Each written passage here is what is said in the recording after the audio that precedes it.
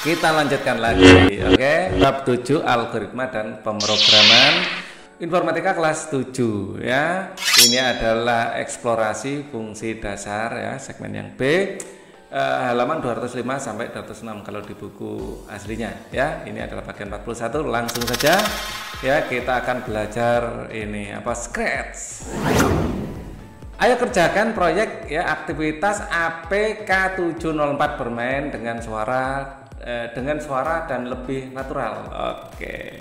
Dalam pemrograman visual, penggunaan suara sangatlah penting. Hal ini dapat membuat hasil visualisasi sebuah karya menjadi lebih hidup. Oke. Nah, bunyi-bunyian langkah. Apa yang terjadi apabila kode program diubah menjadi seperti ini? Ya. Kalau di sini kita lihat ya, saat space ditekan, when space ya ditekan ya, sudah mencapai batas ya, play sound until done ya, touching edge jika sudah sampai batas ya. Di sini if itu jika ya. Nah, batasnya berapa? Di sini 180 ya, untuk min 180 ini akan kayak pergi ke geser ya. Apabila sudah sampai batas, pindah posisi. Pindah posisinya goto, ini pindah posisi ya. Minus 180 ke untuk X-nya dan Y-nya itu 0. Nah, seperti itu. Terus kemudian else atau bisa diartikan gitu ya. Yang lain alternatifnya gitu, else ya. Maju 20 langkah.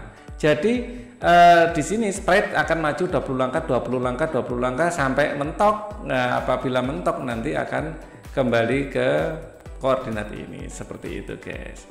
Jadi jawabannya adalah apa? Langkahnya 20 langkah ya. Jawabannya ini yang terjadi sesuai dengan kode ya, adalah ketika tombol space ditekan, sprite akan mengeluarkan suara meow ya.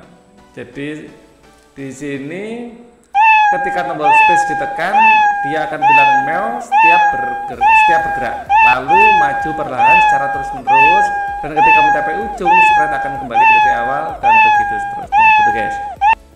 Kita lanjutkan lagi. Apa yang terjadi apabila blok play sound ditempatkan sebelum blok forever? Nah, jadi yang terjadi ketika play sound ditempatkan sebelum control forever adalah suara meow hanya terdengar satu kali, dan sprite bergerak maju dengan cepat, dan ketika mencapai ujung akan kembali ke titik awal dan begitu seterusnya. Selain menggunakan blok play sound untuk menggunakan suara, dapat menggunakan blok start sound. Apa kira-kira bedanya? Beda play sound dan start sound adalah play sound akan menyelesaikan dulu suaranya sampai selesai, baru kode lain dijalankan. Start sound akan dijalankan tanpa menunggu suara selesai. Efeknya untuk contoh kode yang pertama ialah ketika menggunakan start sound, suara meow akan terdengar tumpang tindih. Oke. Kalau diperhatikan, sprite kucing bergerak cepat. Ini karena blok move hanya 10 langkah. Ya, bagaimana caranya agar sprite kucing tetap bergerak setiap 10 langkah tetapi lebih perlahan? Nah, clue, gunakan blok control wait dan carilah berapa waktu yang paling baik untuk membuat sprite kucing berjalan seperti normal. Nah, cara agar sprite kucing bergerak lebih perlahan adalah menambahkan wait ya. Tambahkan wait di sini. Wait 0,3 ya second. Jadi menunggu 0,3 detik ya.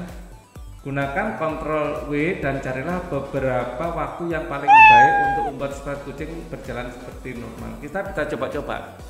Misalnya weight-nya dibikin 0,5 bagaimana? Atau weight-nya dibikin 0,1 bagaimana? Ya. Apabila waktu weight makin besar, apa yang terjadi? Jika weight makin besar, sprite akan bergerak semakin lambat.